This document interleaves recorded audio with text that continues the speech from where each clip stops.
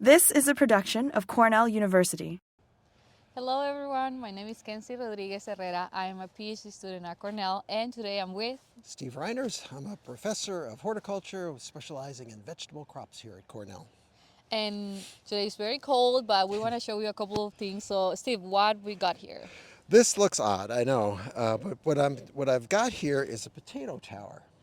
So again, the idea behind this is if you have no garden, all you have is a driveway or a patio, you could do something like this. We're going to grow potatoes in this. And basically what I've done is I've taken, I know it's not very pretty, it's just a cardboard box that I've got. And I need a nice box like this because we want to make sure it stays nice and dark inside.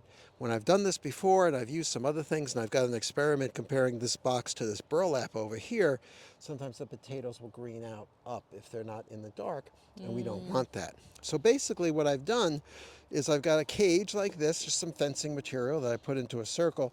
I've got this box and it's probably about 2.5 feet high. And then I've just taken some soil here, and this is kind of a mix of some compost that I've got from my yard, I think with a little bag of manure and some topsoil. Oh, so I just put, I don't know, maybe 6 or 7 inches of that down here. And this is where I'm going to plant my potatoes. So this is what we're using. Now potatoes, of course, if you've never grown potatoes, we don't start with actual seeds like we would with tomatoes and other things.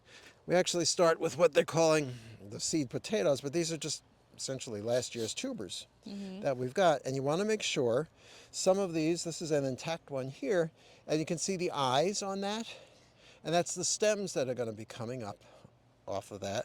Some of them, the bigger ones, I actually cut into pieces, making sure there's at least one eye on each so that that's going to form a stem. Okay, so I've got, 5 or 6 of these. I'm going to reach down.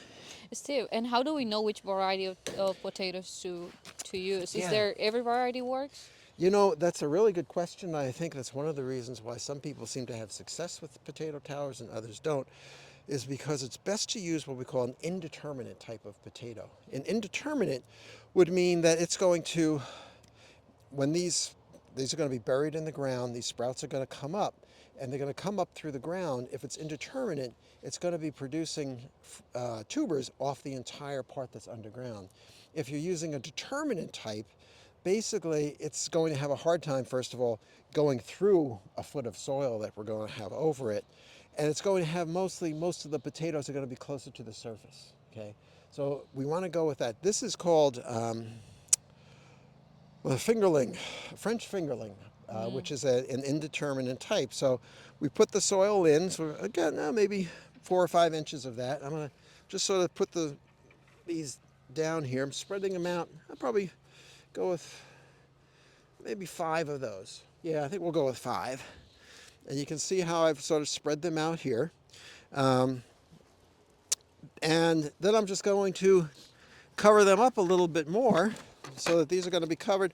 Probably put about 2 or 3 inches of soil on top of it.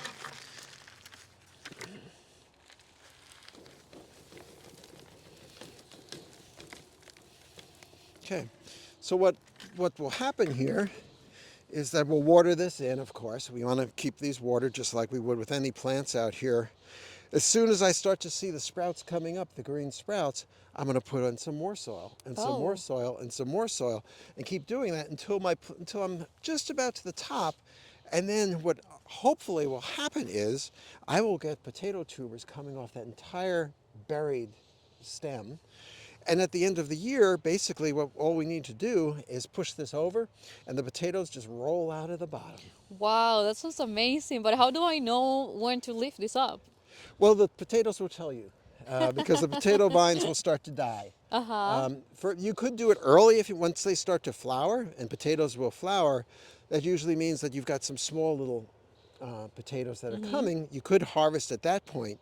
But again, if you wait until the vines start to die, which would be, here we're planting this in May, that's going to be probably in September, that's usually a good sign. So the vines will die, and that's going to tell you now's the time to harvest. Wow, this is a really cool project. I hope that if you do it at home, you let us know. I think this is a great thing to do in the garden. And as you were saying, you don't use a lot of space, and you could harvest a lot. Right. You don't need soil. I mean, you're Yeah. bringing in the soil. It's basically a container is what you've got here. Well, thank you so much, Steve. This is a great advice. And if you want to learn more, see the rest of our videos or go to the Cornell Vegetable website. Thank you so much. This has been a production of Cornell University, on the web at cornell.edu.